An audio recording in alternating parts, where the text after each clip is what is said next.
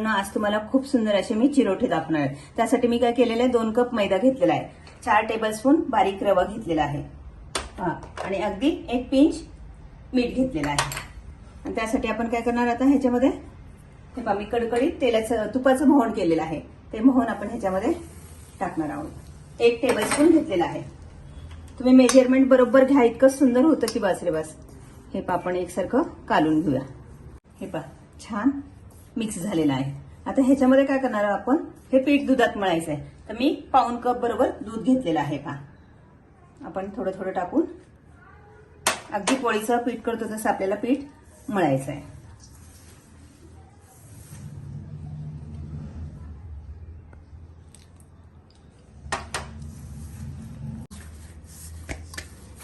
हे पहा, मस्त आपलं पीठ तयार झालेलं आहे। आता ह्याला 15-20 मिनिटं आपण रेस्ट करूया।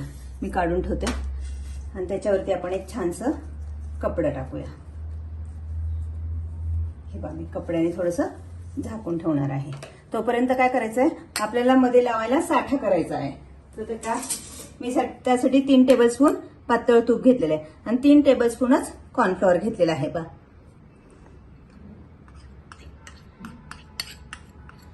हे आपल्याला चांगलं मिक्स करायचं आहे।